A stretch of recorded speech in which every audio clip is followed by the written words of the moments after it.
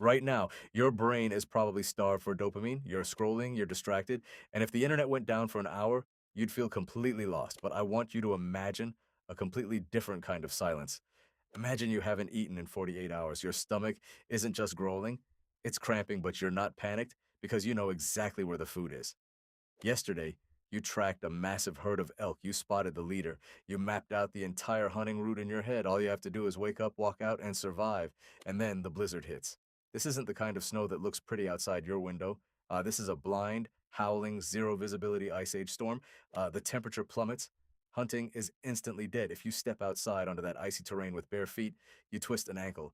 And 50,000 years ago, a twisted ankle wasn't an inconvenience, it was a death sentence. So now, you are trapped inside a dark cave, your fire is starting to sputter, and you have absolutely nothing to do. Think about how you handle a bad weather day right now.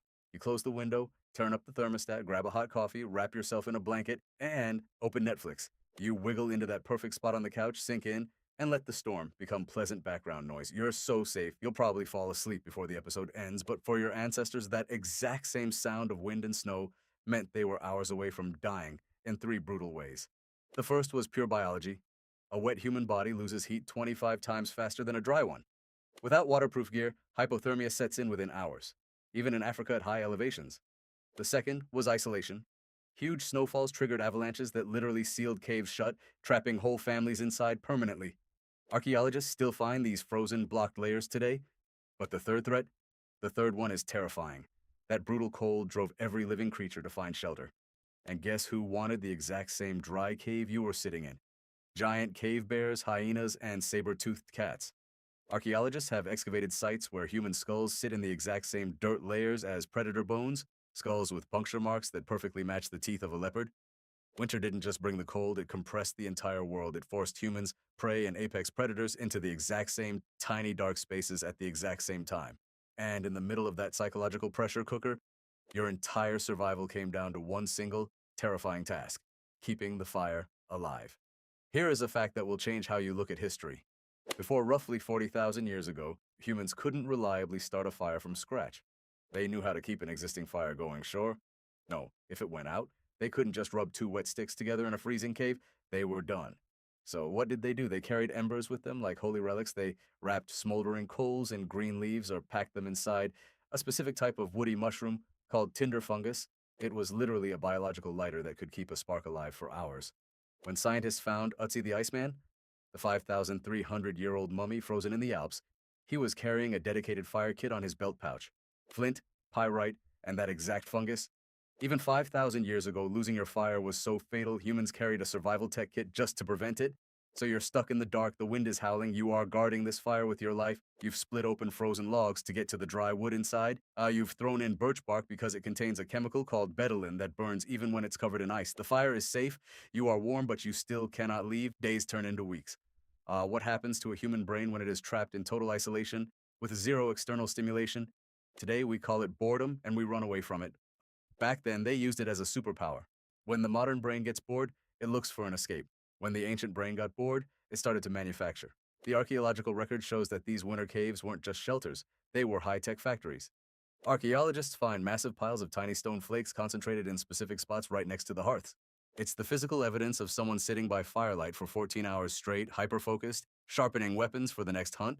But it didn't stop at weapons. In these winter caves, we see the birth of human ingenuity. This is where the bone needle was invented, a razor-thin tool with a microscopic eye drilled into the top. You don't invent a needle when you're running for your life. You invent it when you are forced to sit still with an eternity of free time. And that single needle allowed humans to sew tight, multi-layered, waterproof clothing. Without winter confinement, we never create the jacket, and we never survive the migration north. In the caves of Germany, scientists found 35,000-year-old mammoth ivory tools with precise spiral grooves made specifically for twisting plant fibers. Someone sat in the dark and invented a dedicated rope-making machine.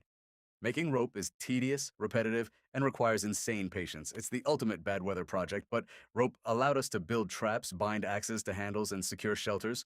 Our entire modern technology runs on string, and it was invented because someone was waiting for the snow to melt. They even invented home comfort. 77,000 years ago, humans were building multi-layered mattresses out of river grasses and topping them with leaves from the Cape laurel plant. Why? Because laurel is a natural insect repellent. 70,000 years before antibiotics, humans were already using chemical pest control to keep their winter beds clean. But the most beautiful thing that happened during these winter lockdowns wasn't practical, it was spiritual. Deep inside caves like Chauvet and Lascaux, there are paintings of lions, rhinos, and horses so anatomically perfect that they still shock modern artists. But these paintings aren't at the entrance of the cave. They are hidden hundreds of meters deep, down pitch black tunnels that you have to crawl through on your stomach. Think about the psychology of that. Nobody crawls into the terrifying claustrophobic depths of the earth when the weather is beautiful and the hunting is good. You do it when you've been stuck inside for 3 weeks, when every tool is already sharpened, every coat is already sewn, and your mind is bursting with creative energy. You take a tiny animal fat lamp, you crawl into the absolute silence of the dark, and you paint your memories on the stone. The greatest creative explosion in human history happened precisely because people were forced into lockdown. And it didn't just create art. Xena created human culture itself. What happens when 20 people are trapped around a single heat source for a month? They have to talk. Anthropologists have studied modern hunter-gatherers and found something fascinating. During the day, 80% of human conversation is logistical, arguments, food, and rules. But at night, around the fire, the psychology shifts. 80% of the conversation becomes stories, songs, and myths. The firelight softens faces, lowers cortisol, and forces connection. The Ice Age campfire was the original social network, but instead of sharing brain-rotting content, they were passing down the ultimate code for survival. Old men told children where the hidden water springs were, how to bypass glaciers, and which frozen roots were safe to eat. Some Australian Aboriginal oral histories describe sea level changes that happened 7,000 years ago. That means a story was told accurately from brain to brain, generation to generation, for 7 millennia. That kind of deep cultural memory only happens when groups are forced to sit together and repeat the same stories over and over again. Winter wasn't a dead zone, it was transmission time. And when the storm finally stopped, the cold became their greatest ally. The fresh snow created a clean canvas. Suddenly, animal tracks were deep, crisp, and perfect. You could read exactly who walked past how long ago and if they were limping.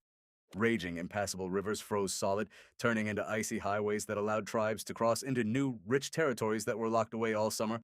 The snow became a giant natural freezer, preserving meat for months without spoiling. So, let's bring this back to you. Next time you feel stressed because your Wi-Fi is slow or you feel that heavy, anxious boredom creeping in on a rainy day, remember the cave. Boredom isn't a flaw in your psychology, it's a launch pad.